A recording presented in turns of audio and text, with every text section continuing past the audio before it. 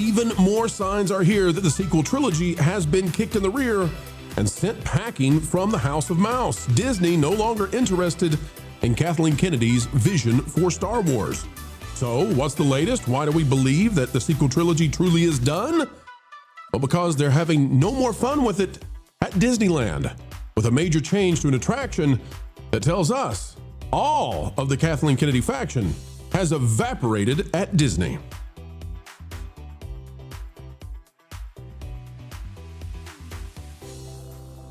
Hello, folks. It's a fantastic day. Thank you for coming our way. Hope you're having a good one.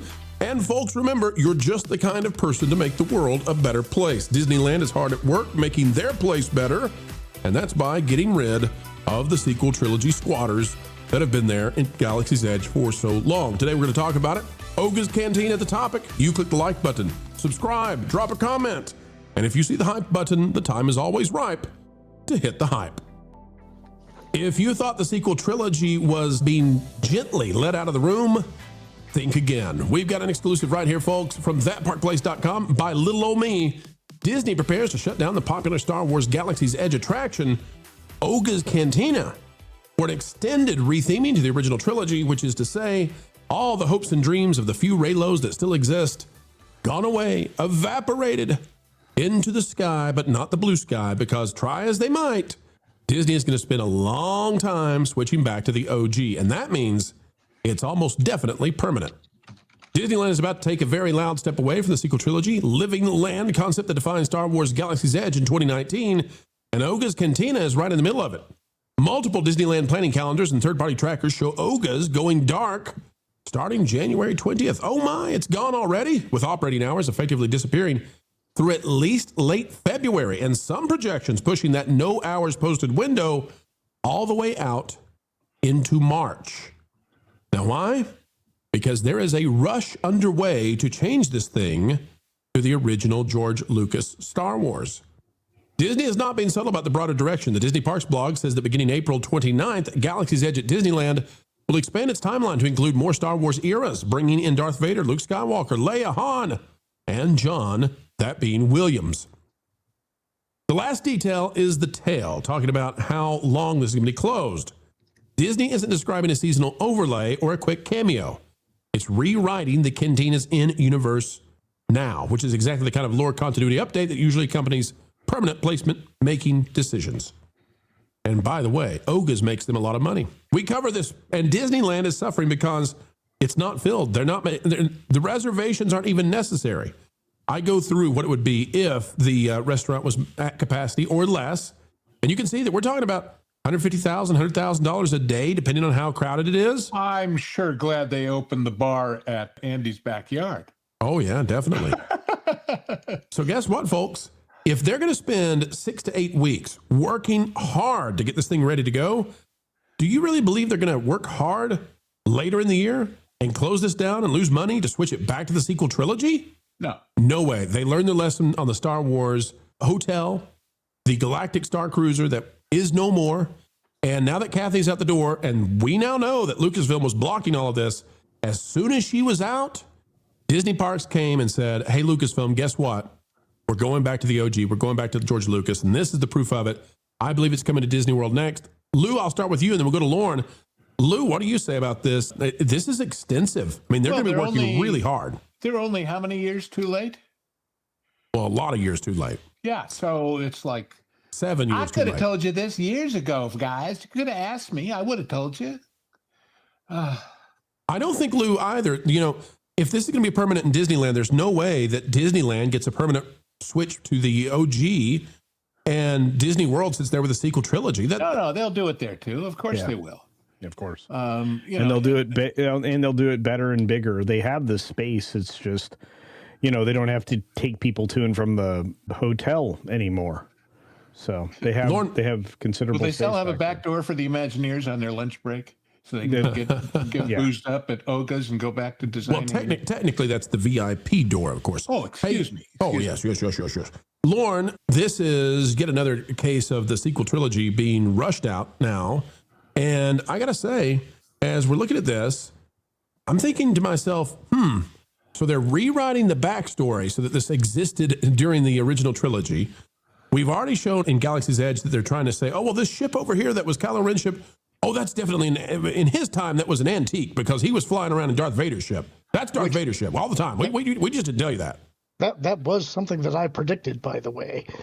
Yeah, it's look, if you want to get really technical, then obviously the place would have existed during the original trilogy. I have to give them that. If it's a thing that exists in Star Wars, none of that stuff would have sprung up in just 30 years. So continuity-wise there, it's not a problem.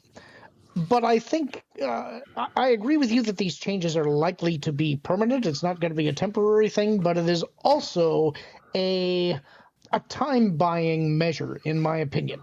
We know that for the last year to a year and a half, they have been very quietly, strategically pausing or canceling projects and being very, very quiet. We know that they were making upgrades to the Millennium Falcon and Galaxy's Edge so that the screens would be upgraded and the experience could be modular so they could have different scenarios. And that tells me that what they're in right now is likely a new kind of blue sky period where they're trying to determine how do we move forward with storytelling. And I think they're going to try and make everything as modular as they can so that it can be adaptable based on what they determine works. I think what they're doing right now is they're going to be quiet for a while until they come up with a strategic direction. Then they're going to start doing a few things here and there. And they're going to see what does the audience bite on. And that, I think, will inform their decision-making going forward. If you had your say, Lauren, do you want them to go with the original trilogy as the setting, or do you want a cornucopia of Star Wars homages to all eras? Do we get the prequels, the sequels, the original? Do you want even the High Republic thrown in there somewhere? I know you don't want that, but what do you want? Well, it seems to me that trying to reskin the entire attraction would be a massive undertaking, and I'm not sure how viable that truly is. It seems like, Lauren, all they got to reskin is the Rise of the Resistance ride to be Return of the Jedi, and they're done. It's OG then, just on a weird planet. That's what I'm getting at, though, is that it's a weird planet. It's like you do have to come up with a new storyline here, and I'm curious to see how that works. Throw some sand on it and say it's a weird place in Tatooine we never showed you before. Either way, I do think that they should cater to both the original trilogy and the prequel fans. I think that's both of those are major parts of the fan base, and both of them have been. Lauren, do the Reylos get a place in Disney World? Well, let's let the market decide. I think they can have the little corner that they're talking about relegating Kylo Ren to, and let's see if the audience rallies behind it. If it makes money and if people like it, sure. And let's see if you can justify it financially to expand your presence in the park. You see, and this is where I agree with you, but in a larger sense, doing what they did was an enormous mistake. And again, they screwed up in two ways, specifically in Florida, because they rotated the original construction 15 degrees, which cut off a massive area to expand into with additional Pixar place or whatever you were going to call the extended, Toy Story stuff or the Pixar stuff, and build you a Radiator Springs Racers, which, again, the appropriate place to put that. But at the same time, the original concepts for these attractions and everything else made sense, and the sightline stuff, the kinetics that every level would have worked, including the Bantha attraction, would have worked in that environment. It would have been more deserty, but I think you have plenty of room there to flesh out the original stuff. And why was the original stuff working at the studios before? Launch Bay. Launch Bay was basically originally all original stuff. They've had to force in the sequel trilogy here because they wanted to kick out the 50-year-old people. Yeah. And that was the announced plan, was to get rid of all the old fans. I've got a heck of a conspiracy theory I want to throw at you in just a second. But first, I want to go to Jeremy. Yeah. Jeremy, this is so simple to me. I mean, yes, bring the OG in. But seriously, it's called blue milk. It's called green milk. How about it's actually milk? It's liquid Fruity Pebbles right now. This is how badly this place was wokeified. What say you, Jeremy? It's not hard to fix this, eh? No, and I would love to see them go backwards and do what they should have done in the first place. I think that would breathe life into this, and seeing Star Wars come back to life would be really exciting for someone like me. I actually just had a thought. You want to know what'll be the major signal that they are absolutely going to make a pivot? What's that? Replace the retina on the Millennium Falcon so that it's round. Do you think they even know that? That's an easy change. It's a cheap change, and that is the real Millennium Falcon, not the one that took the one from the CR-90 and slapped it on top of it.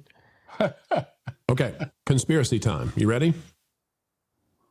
What if, now that Lucasfilm is under new direction, what if, now that Disney Parks knows what's coming out with the Mandalorian movie, what if this is Disney Parks getting ready for the Mando movie because they believe Luke, Leia, Han are in the Mando movie with at least a cameo, and they want to grab onto that? That's kind of what I've been implying here for a bit. I think that there's flesh it out, Lauren. How would they even be in the movie?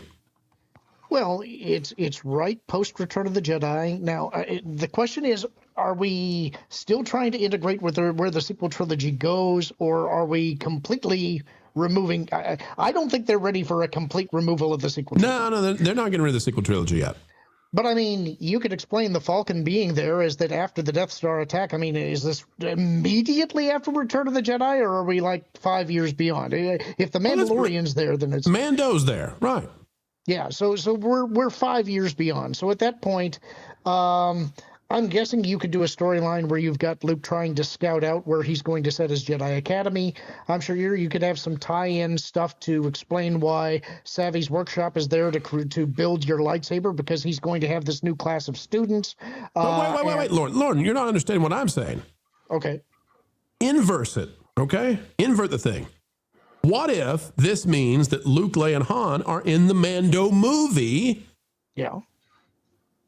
What would the Mando movie be like if they're in there? Like, would they be, is it okay for them to appear for 5 minutes, or does that feel like some sort of cheap, just ultra cash grab?